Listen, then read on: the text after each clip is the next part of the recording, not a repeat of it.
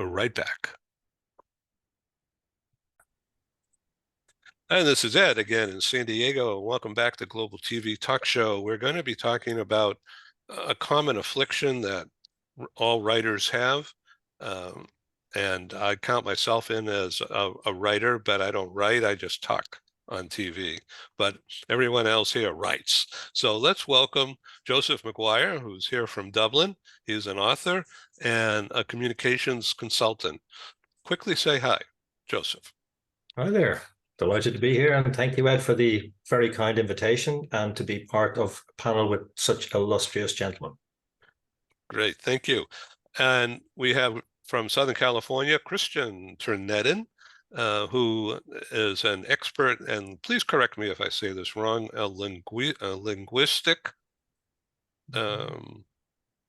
resource. Linguistic, yeah, that was my master's, but I've had a career in global mobility and intend to continue that. And tomorrow morning, we're doing a special show. It was your idea. I'm going to develop it into a series, but this is the launch vehicle. Why don't you tell us a bit about tomorrow morning's program, Christian? Sure, yeah. So I've been talking to a lot of people in the mobility world, but in general. And one of the topics that keep coming up is Gen Z. Even on this show, we've touched it a few times. And it's just kept coming up, and I thought, you know what? In a way, this is silly that we talk about Gen Z. I have Gen Z in my house. I'm just going to ask my older daughter, Natalie, who's 19 and a student, to join us. And she and I talk a lot about what she observes with her fellow students, her friends. And I think that it's interesting to hear what she has to say and then extrapolate that into the workplace. These people that she's around are all smart. Some of them are either going or will go to very renowned colleges and universities. So it's likely that they will have significant impact on the workplace. What can we see in the future? What challenges will there be for not just mobility, but everybody who's working with them? You'll have quite an interesting angle on this. And Stephen and Joseph as well from your side. So I hope you all are going to join. So that's the idea, and I love hearing that you're thinking of a series, Ed. Well, the next one will be in early August. I'm not sure the exact date. I'm building it around a very special young lady who's 26 years old and a junior executive in a New York City-based destination services company, and has won the favor of the owner, Brenda Levis, NYC Navigator, who happens to be an old friend and client for about 30 years, and the recent host of our New York meeting back on March 13. And so she's the boss, Brenda, and she's given all the authority necessary for Alexa. Her name is Alexa. To take over and run the business because she's really warmed up to it real quick. Alexa was also involved in our New York meeting this past November at the headquarters of Ernst & Young. And that was how I met her. Okay, we have Dr. Ken Lloyd with us as well from Southern California, from San Fernando Valley. Welcome, sir. Thank you, and thank you for the invite. It's always nice to see all of you again. Such interesting, just as Christian said, such an interesting panel. Always looking forward to these convos and all the interesting information that comes out. And certainly with Gen Z for your next broadcast, it sounds very interesting because we know in the workplace that Gen Z clearly is interested in being treated with respect, treated as individuals, being in ethical organizations, having managers and leaders that are interested in their growth and career development. And it's a very different kind of look. It's not just, let me go get a paycheck and move on. Something far more profound going on. It'd be very interesting to hear what your daughter specifically has to say about that and for the series going forward. So again, thanks for the invite and nice to see everybody today. Great. We'll be back in just a minute. Stephen Howard, welcome again, my good friend. Thank you, Ed. Good to see everybody. Yeah. So tell us about this disease called writer's block.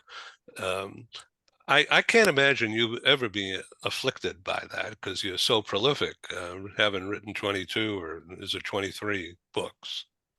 Yeah, it's up to 23 now. It hits me occasionally, but admittedly not too often. But with that kind of a experience, I mean, my first book came out 30-something years ago, 31 years ago, I guess. So, you know, and I spent a lot of time working on my craft, and so I don't hit it too often. But I think part of the answer is a couple of things. I'll talk about a few things later, but I think one is having a routine. Stephen King, the famous novelist, he one time said that you know, a lot of people sit around and wait for inspiration to hit them before they write, and he says he just gets down to writing. And I think that's part of it. I mean, I will lock myself off for 3 hours. I have an outline often, or I have a few things to prompt my thinking. Always have a cup of coffee nearby. And usually a little background noise. Where I am right now, there's a beautiful fountain outside my patio, so I can listen to the fountain waters and stimulate my brain and just do it, basically. But I'll talk about a few other tips later if you want, about how to overcome writer's block, because it will hit people. It's a little bit like stage fright, I think. Sometimes before you go on stage to speak, or sometimes even before you prepare a presentation, you get that kind of a block to your creativity. Okay, so my approach here as a moderator is to keep the conversation going. I don't think I'll have any problem doing that with all you guys. But one of the ideas I want to start with, one thing before I start, I welcome each of you to display a book cover or a page from a book or a graphic of any kind. I've opened the screen share. We don't want to use up all the megabytes on the stuff, but I want to open it up because it's multi-learning, multi-visual learning, not just talking heads, but to talk and then show something to emphasize a point that you want to make. Like, for instance, Joseph, if you can find a slide with your book cover, I think it's a wonderful display item, and one picture is worth 1,000 words, as they say, and there's thousands of words that could describe what you display on that cover, in my view. Okay, so let's begin by talking about inspiration of, okay, so Stephen, do you start with a title or do you just start with an outcome? I'll start with a working title. It often changes. And then I will start with, remember for the audience, I only write nonfiction books. So like, this is what I say probably won't help you if you're thinking about writing fiction or poetry or cookbooks or things of that nature. But I will start with a kind of a headline, a title for the book, and then I'll start outlining key topics. And my philosophy is I create a 4x4 matrix. I want, what are the 4 key messages I want to convey in this book? And I put those on an index card, the old 4x6 index card. And under those, on each index card, I put the 4 supporting key messages, or the 4 supporting facts or things that will support that key message. Well, that 4x4 creates a 16-chapter book for me. Now, it never ends up 16 chapters. You know, sometimes it's 14, sometimes it's 18, but, you know, it gives me a place to start, to work with, to focus my thinking. So to get a quick example, let's say I was writing a book about, well, I shouldn't say this because Ken writes a better book on this topic, but effective feedback. So if I was going to write the book on effective feedback, sorry, Ken, I would start off with saying, you know, one of my key messages would be feedback is a process. and then the 4 supporting messages. It's an ongoing process. It's not a once-a-year process. It needs to be done, blah, blah, blah, blah, blah, blah, blah. So I'd have the 4 points to talk about how I have a model for feedback. So the model I would suggest is this is the process model to use. These are the best practices for using those models. These are the things you have to worry about overcoming hurdles for using this model. So those be the 4 key points that would support my theory that feedback is a process. And then I would have 3 other key messages in there, and each one would have 4 supporting messages. So let's talk about your most recent publication with Ali Shami. Partnering, I don't have it in front of me, but if you have the screen, show it. There we go. Partnering successfully with American firms, and in smaller print, how to work effectively with U.S. companies and business people. So did you come up with that one night laying on your pillow, or was it a developmental process across time? This was developmental also because this is a co-author project with Ali and I. We were brainstorming several ideas. Interestingly, the backstory on this is that and actually on my computer, the file still says, the folder still says working successfully with American firms, because, me being American, that's what we think about. We think about working with others. And then as we were writing it, of course, as all good authors know, you write with your audience in mind. Our audience for this book is really not Americans. It's the non-Americans, business leaders, business managers around the world who need to work successfully with American counterparts. And as we thought about that, and we were talking to people in our research about it, we realized that non-Americans think about partnering with the other people that they're doing business with. And so that was our audience. So we changed the title to Partnering Successfully with American Firms. Okay, thank you. So I need to ask you to take that down. Okay, thanks. So just about that length of time, folks. Otherwise, the megabytes really pile up, and it gets to be expensive for me. Okay, so let's move on. I'll be back to you in just a moment, Stephen. But let's go to Joseph McGuire. Tell us about Clearsight. Clearsight. And gives you a clear view. Yeah. So tell us about how that ties into the book Face Facts. Well, the book Face Facts it's really about the work I've been doing over pretty much 40 years now at this point, which is working with the ancient Chinese tradition of reading faces. And the understanding is that there's so much available literally about any given personality, how they behave, how they communicate, etc., literally in clear sight. So that's where the book title and the business name came from. In terms of the writing, that particular book really was intended more as a business card than anything else. It's a very short, and as you know, it's a very short book. It's purely, it's stripped down in terms of what I could communicate. But then, if I attempted to communicate, which I initially did, to communicate all the stuff I've got in my head, I would never have got the book finished.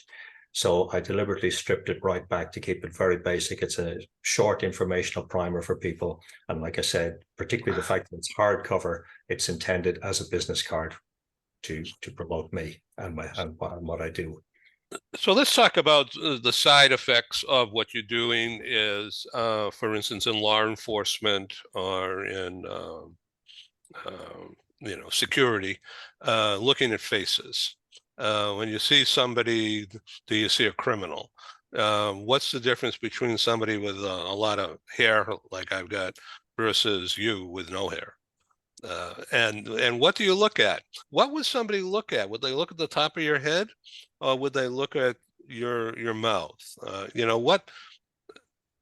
What elements of suspense are there when looking at someone with no hair as opposed to somebody with a head of hair? Wow, there's a lot of potential answers in there. Firstly, a lot to unpack. I get you. Yeah, I don't work with law enforcement. I deliberately don't go there. I have been asked. I deliberately don't go there. When I worked as a therapist many years ago, I had many clients who were police officers, detectives, prison officers, probation officers, and even some ex-prisoners. And for me, that energy was just too murky on both sides of the divide. So I said, I'm never going to go there. So that rules that one out. So I'm never looking for, unless I have a specific client in front of me who a client wants me to do something specific for them. I'm not looking for anything in particular. A lot of my influence has been from Eastern traditions of meditation. So I'm allowing the information to come to me rather than me looking for it. Because if you think in terms of modern medicine, if you take a blood test, you're looking for something specific. You have to look for something specific, but by definition, you could be missing something else because of that laser-like focus. So I'm allowing the information to come to me first of all, and then I start to zero in on specifics. But it's generalities first. I can talk in terms of things to be alert to, for like red flags for people. For example, if there's a common misperception that if somebody's lying, if somebody's deliberately lying, they will avoid eye contact, which is complete nonsense. More likely, if they're lying, if they're intentionally lying, they will hold eye contact for longer than is comfortable because they want to see how you're reacting to what they're telling you. So that's one very small snippet. It wouldn't be enough to determine that somebody is definitively lying, but that's one very simple thing to, pay attention to if you think somebody is talking BS. Fascinating. Stephen, do you want to comment on that? I think I totally agree with what Joseph's saying.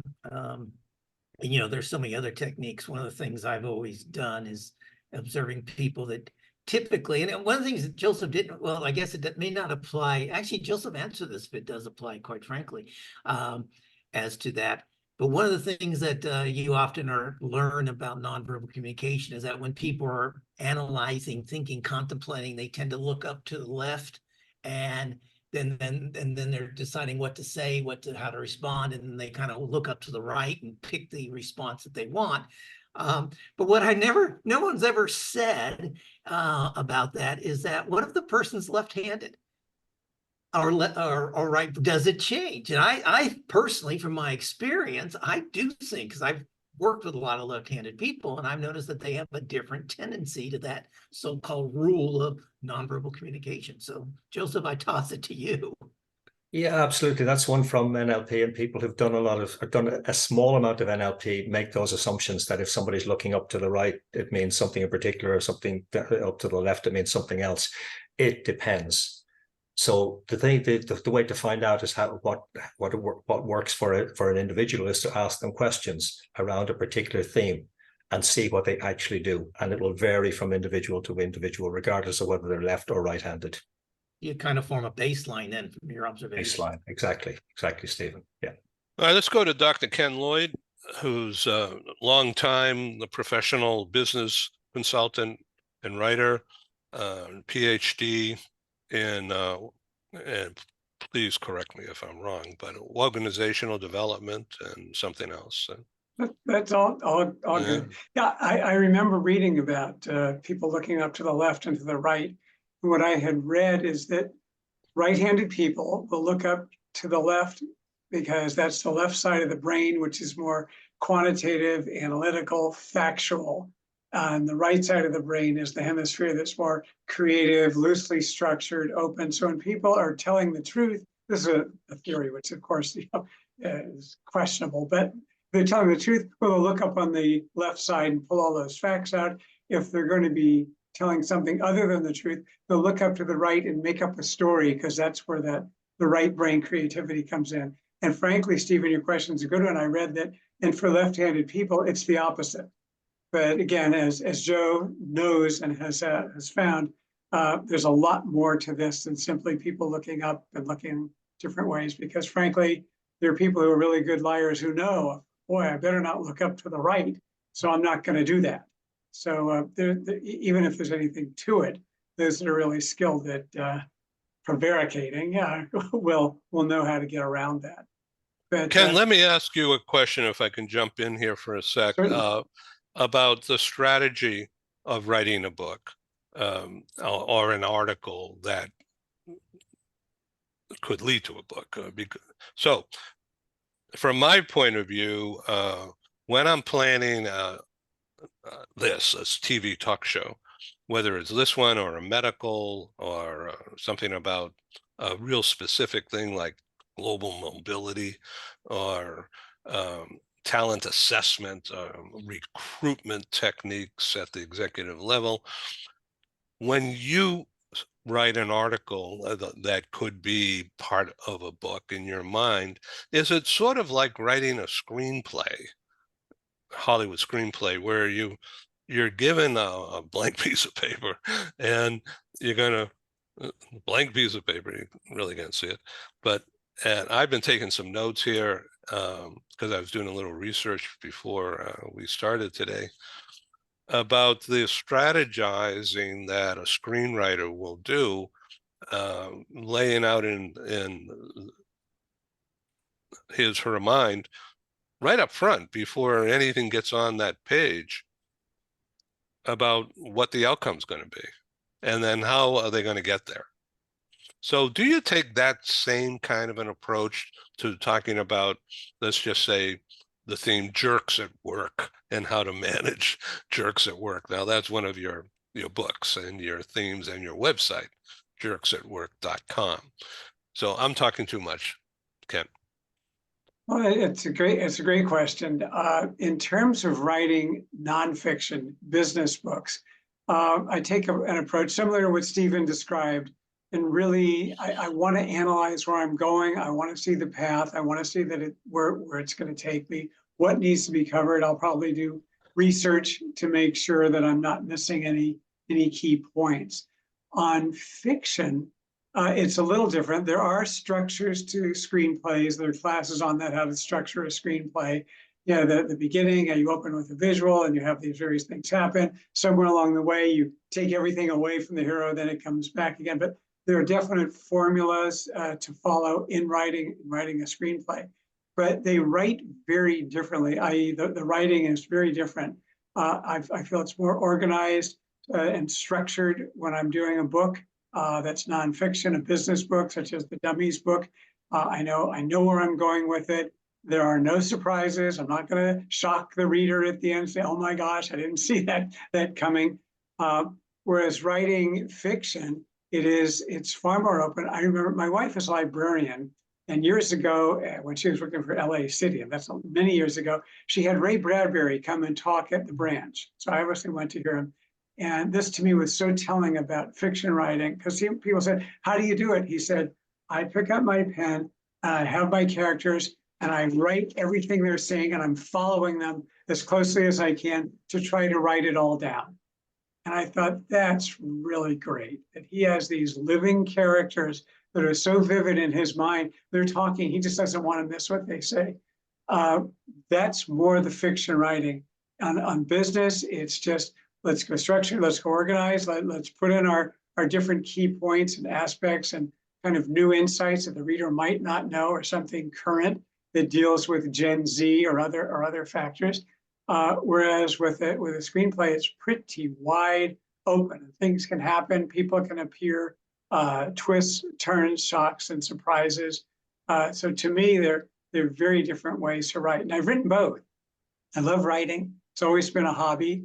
And I sense a very different mindset when I approach one versus the other. So Stephen, about your dad and his work that you knew something about going back a long time as a Hollywood writer. Yeah, my father was a fiction writer. He was a mystery writer. He well known in the Alfred Hitchcock magazine, Ellery Queen magazine, probably one of America's top short story writers in the 70s, 80s, and 90s. He was the first one to win the Edgar Allan Poe Lifetime Achievement Award from the Mystery Writers of America. And he also wrote, and this will tell you a little bit about me, I guess. He wrote 20 books. When I got up to like 14 or 16, I kind of had a milestone in my mind that I would surpass his quantity, if not his quality.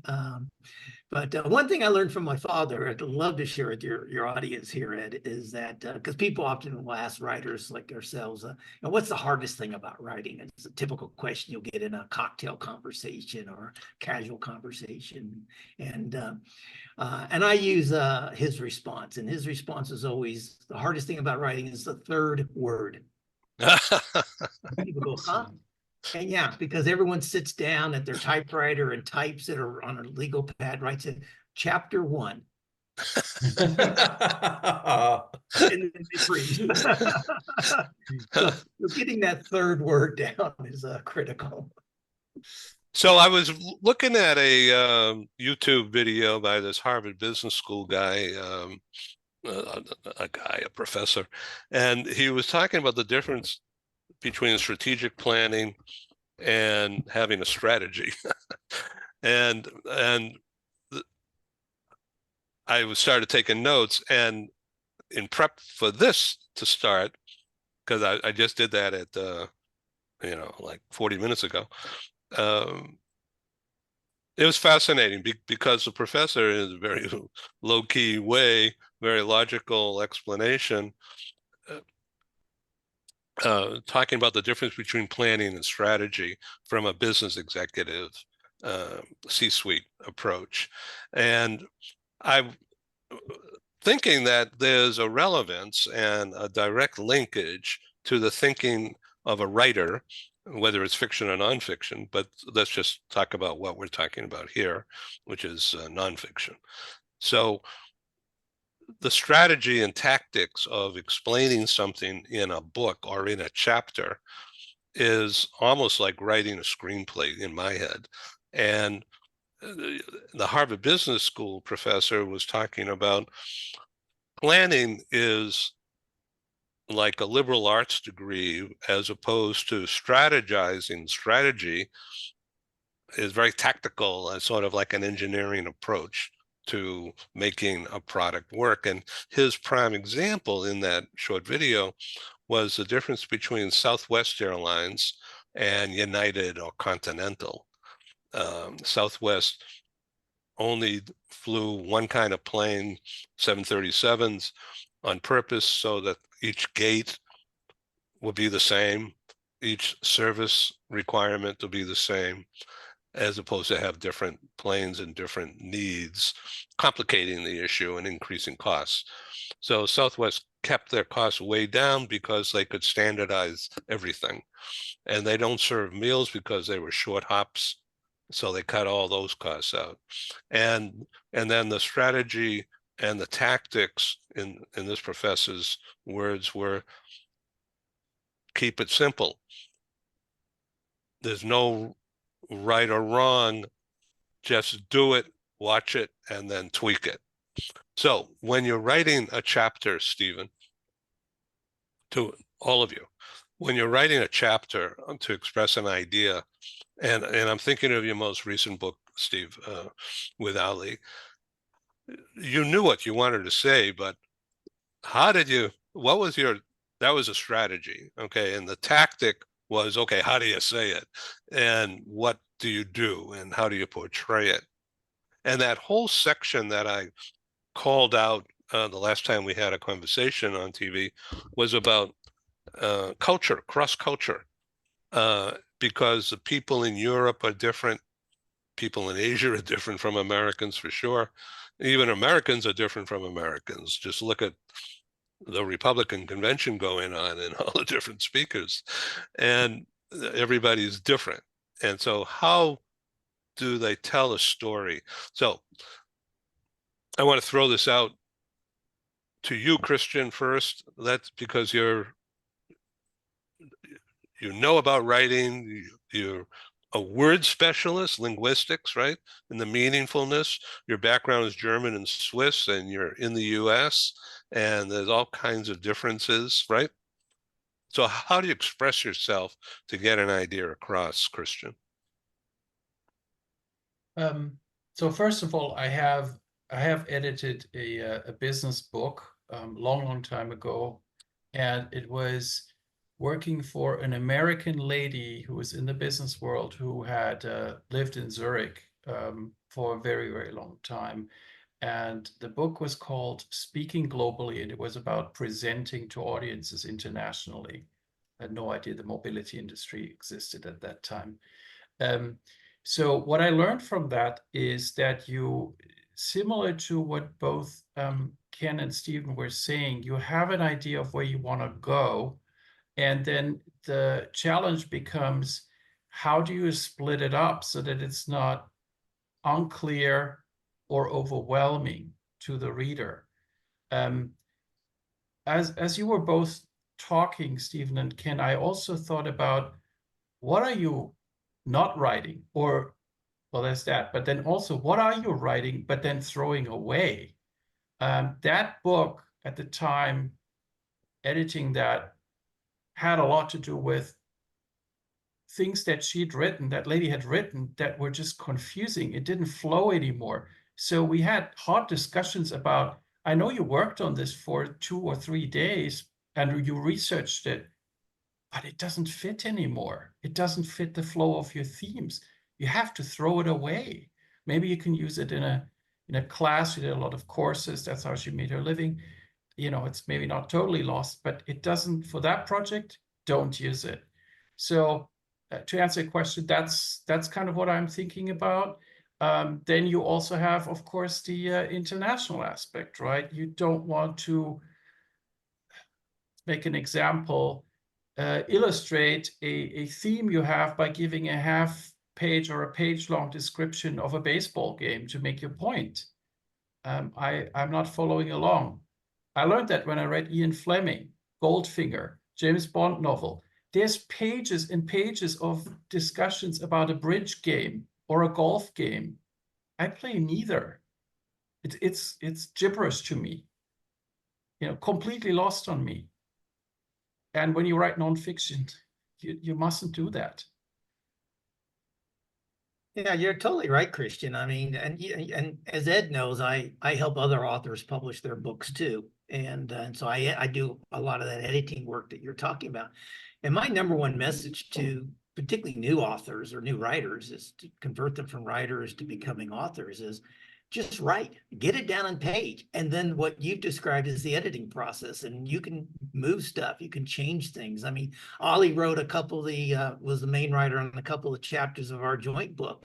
And I kept telling him, just write, just write. He kept saying, I'm not sure where it goes. I said, I don't care, just write. And then I took it and I edited it, and I moved paragraphs from one chapter to another. We created a whole new chapter out of what he wrote. I think we took what he thought were 2 chapters and made into 3 chapters, basically. And, you know, and the other thing, you know, particularly for nonfiction authors, business type authors, I mean, when you're giving a workshop, you might want to have 7 points that illustrate how to use your model. Right. But in a book, it might be better to just cover 3 of those points in a little bit more depth. Right. And if you try and cover all 7 in depth, the reader gets bored. So again, you have to write with your audience in mind. And the last thing I'll say and throw it back is, you know, to answer your question, Ed, is how do you do that? How do you take all these ideas, and even if you have an outline, it goes back to my 4 points to support a key message, is you write with the audience in mind. And what I've done is I've taken an old technique from presentation skills, which is called think, do, feel. And, you know, we used to teach people, what do you want the person to think, do, feel at the end of your presentation? I now apply that in my writing to every chapter. When I'm starting a chapter, I'm looking at all my notes. I think, what do I want the person to think, do, and feel at the end of this chapter? And sometimes the do is just go read the next chapter. It's not like put the book down, go do something, but keeping that in mind, because that forces me to keep my reader in mind. And, you know, and again, the recent book, many of my books are aimed at senior leaders, but this book is aimed at, the latest book with Ollie is aimed at mid-level managers as well as senior leaders. And so keeping them in mind, what do I want them to do, think, feel at the end of every chapter? It helps if you want to develop a workshop out of the book, right? Because you already have that structure. You already started from that structure. It's almost like when you write a screenplay and then you have a you write a novel based on the screenplay. So, you know, the book accompanying the film with the same cover. So, you know, you make more money selling that. It's a little bit like that. You already have that format in mind, and you have that, and you apply if you it. think about today's readers who read typically short, they don't like long paragraphs, they don't like long chapters. Well, many times you can repurpose some of that stuff into articles. I mean, I've taken half of a chapter in some of my books and turned into articles for various leadership publications. Ken? Yeah, it's all very interesting. Just a sidebar to a point Stephen mentioned about his father's. It's a very interesting quote. There was a critic named Oscar Levant many years ago, and I read a quote of his I just thought was so interesting. A young writer said, Mr. Levant, I've written a screenplay. Will you please read it? He said, all right, fine, send it to me. So he read it, and then he got back to her. He said, yes, what did you think? He said, well, actually, I had a problem with Act 2. And she goes, oh, wonderful. What was it? And he then says, Act 1. So it's a tough field because all of us can write. Everybody can write. And you just have to recognize it. Gifted writers don't just sit down and write the whole thing. I remember seeing a draft of the Gettysburg Address. It was all scratched up by Lincoln. He didn't just sit down and write this brilliant speech. And we kind of have to get used to that. And it does tie in further with what Steve said, to be open to editing, rewriting, reshaping, recrafting, and sometimes tossing. And it can be hard because we can write something, okay, this really hits it, but at the end of the day, it doesn't. It might be redundant, it might be sidebar, it might be what Christian said that just is not really relevant to the reader. And although it's beautifully written, who cares? And sometimes it's hard with our own writing to recognize that, but it's part of the process. And it's enjoyable, it's fun. It's not the easiest thing. It looks like it would be. Yeah, you sit down and you just write. But it's very rewarding and fulfilling. One of my friends who was a screenwriter and TV writer said he loved having written stuff. That was more of his joy, just having done it, not so much doing it, which was kind of a pain. But once it was done, yeah, that was kind of fun. So really to approach it with an open mind, to give it your all. And it is a left brain and right brain activity, just like we were talking in the beginning. And using that brain in different ways, for example, to tell the truth and to proceed from there and enjoy it.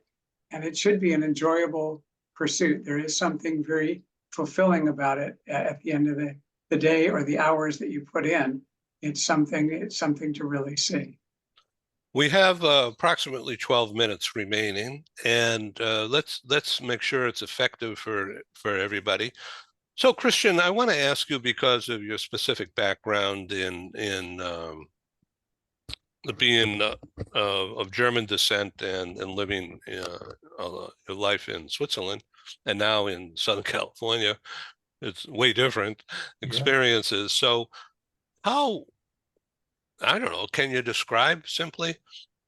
And if not, then it's okay not to describe it simply, but how would I write to address a German business person as different from an LA business person? Yeah. Okay. I can answer that because I mean, just give me an example of a sentence or two. Yeah. What American business writers tend to do is use anecdotes a lot. There's people, and typically they are by their first names. And there's no Mr. or Mrs. It's, John, who is an executive in this company, said this and this. And I don't think a German business writer would traditionally, let's say, would do that. They would use either no names, or they would use name and title, and it's an official quote that's sanctioned by the person. And it's not this narrative, this almost, conversational flowing style, which is what I learned when I started reading these things, even translated. That's what Americans are looking for. That's what they want. They don't want, a manual. They want a story. It's my Thank answer, you. sticking to it. Thank you very much. Joseph, what say you?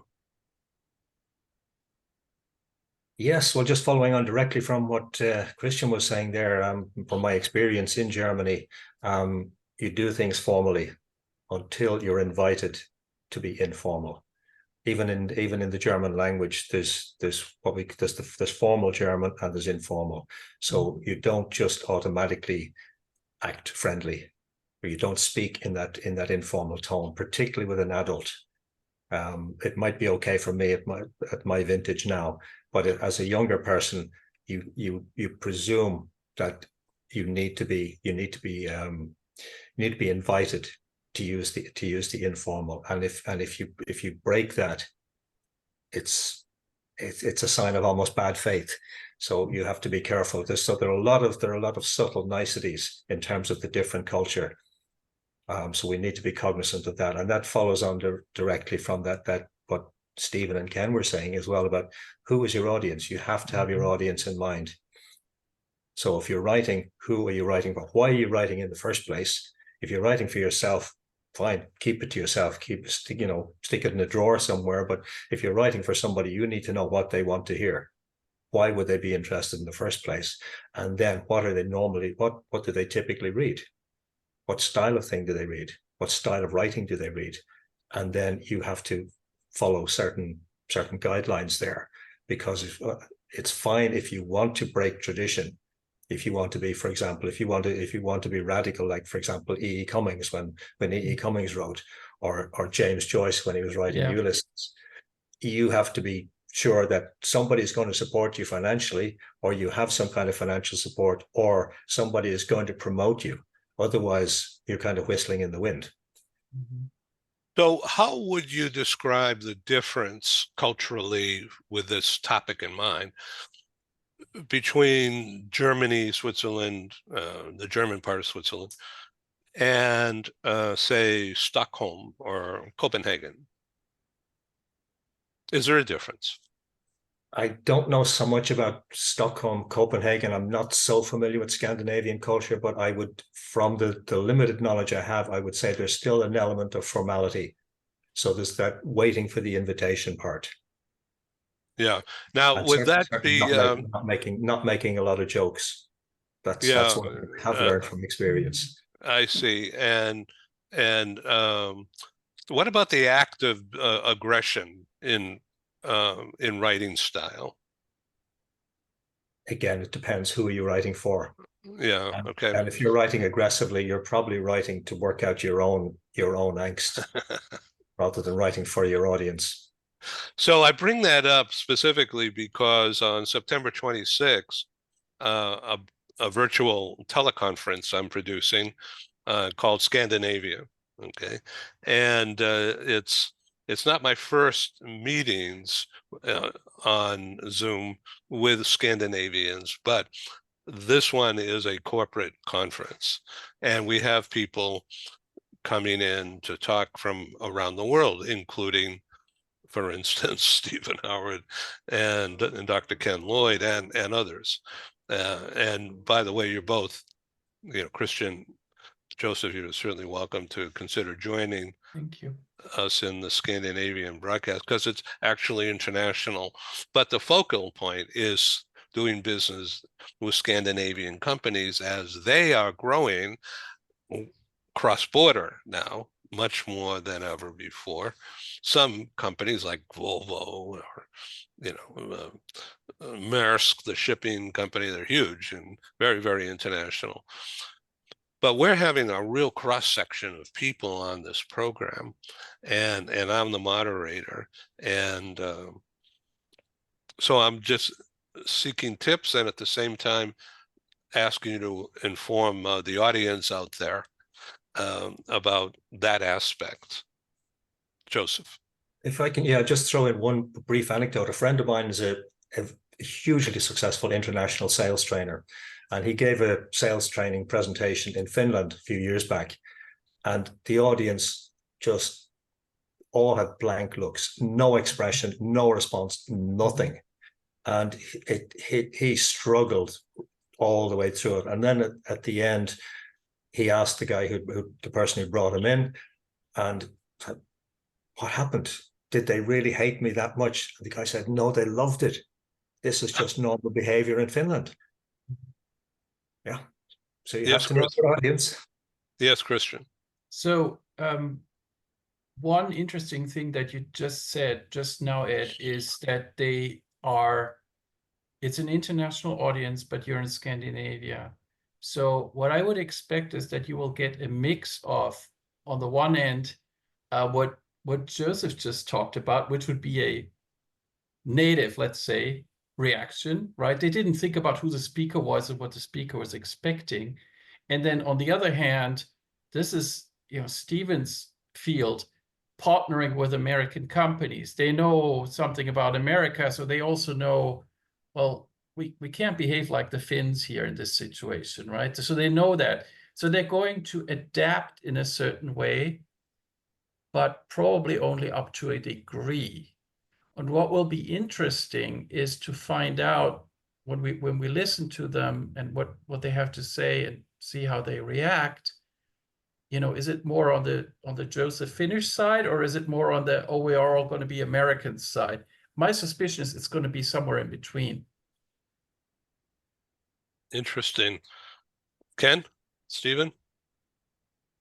Well, I'm just thinking not only from cultures of various countries, but cultures of within the U.S., as we've talked about, the sort of the South versus New England and Northern Cal, Southern Cal, as well as corporate cultures and the expectations when you go into some businesses in terms of your whole presentation, mode, style, speech, can be interpreted quite differently in one organization from another. You show up in a dark suit and a tie in some cool, young, if you will, hip company, and they're going to think you're out of touch. They'll immediately think this is not a person for us. Something as simplistic and superficial as that can affect their judgment of you and even their perception of what it is that you might say or do. So it's going back, and Christian, I think you used the word audience, really knowing your audience, whether it's in terms of a country, a culture, an organization. It's really being sensitive to other people as individuals and groups if you're really looking for a way to connect with them, again, internationally as well as locally. And that would be, to me, a key point just to keep in mind. It's not all about you. You really need to be extremely sensitive to those around you and those with whom you're trying to deal and work. But they will also adapt to you to a certain extent, right? So you have to read this as, how much are they accommodating me, the American who tells jokes and anecdotes, and how much are they still themselves in their culture? And they'd rather just have a blank stare. That's what they would really want, right? But they accommodate me. So it's not just a speaker accommodating the audience, it's vice versa too. No, absolutely right. But to come in there and naively think that this is all about me and this is who I am and this is how I present, then you might as well be talking to a wall instead of talking to humans and trying to connect with them. And it is a two-way street, Christian. I totally agree. Stephen, have you had any direct feedback from Europeans or Latin Americans or Asians with respect to your new book? Yeah, the reactions have all been very positive. In fact, they've been glowing. I'm actually really surprised how quickly the reactions are coming in. And equally as important, I find, is that I've had a few very senior American leaders who have a great deal of international experience, and they've said things like, "Boy, I wish I'd had this book when I first went overseas," or Awesome. I wish more people would understand these differences." Very valuable tips and techniques in the book. To add, just quickly add what Christian and Ken were just talking about too. And when I coach people on this, I kind of tell them to, particularly in your early ventures and dealing with people from different cultures, is to have kind of a 65-35 rule in your head. And by that, what I mean is, if I was going to Finland, I would be 65% adaptable. But if a Finnish person was coming to me in the United States, I think they would tend to be 60%, 65% more accommodating, more agile. Yeah. The location has an influencing factor on the Absolutely. interpersonal relationships as well. I guess Christian nodding his head and others are saying That's what I meant, but I couldn't express it as well as you just did. Yeah. Well, English is my first language. If you ask me to do it in German, Christian, I'll blow it. So if you're on the neutral ground, that probably is different as well. We come full circle at the end of the hour here. It's flown by. It's just been super conversation. Thank you. So once again, writer's block or inspiration, it really comes from prep. And it's just start somewhere. And then if you have to make a change, you make a change. But start. The other thing I would say is don't get interrupted, Ed. And I put this in one of the previous books about decision making from some research I read.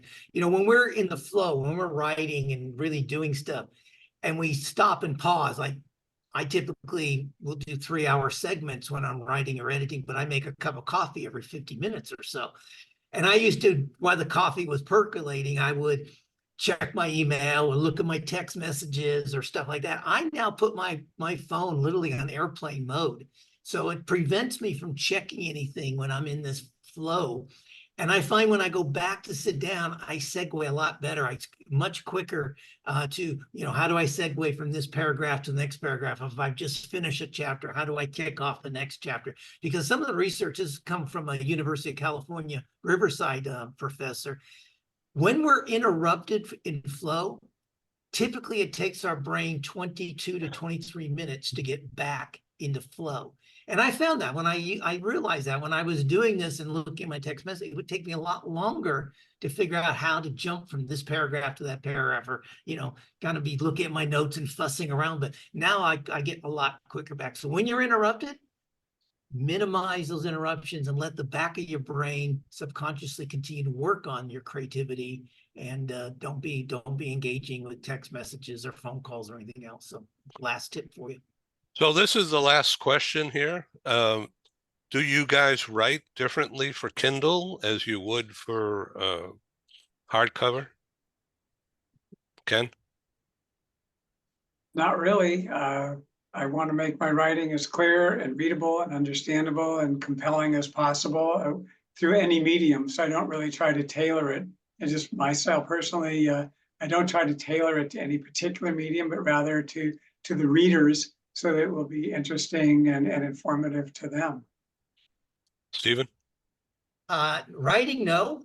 Editing, yes. And so particularly the second or third drafts, when I start seeing, wow, that paragraph's a bit long, and then I started thinking about, well, in Kindle it won't view very, so I'll cut it into two. I'll break the paragraph up a little bit more to make it easier for the reader. But in writing, no. Writing, get words down on paper. Write. Let everything come out in the editing process. Joseph? Well, Ken and Stephen are the real writers here when it comes to it, so I just follow their advice. You're too kind, Joseph. That's really nice. So, Christian, thank you very much for participating, and I look forward to the Gen Z conversation #1 tomorrow. Thank you. I do too. Great.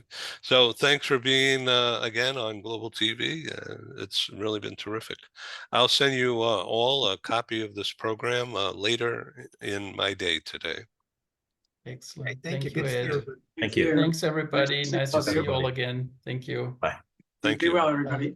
Welcome back to Global TV. Thank you.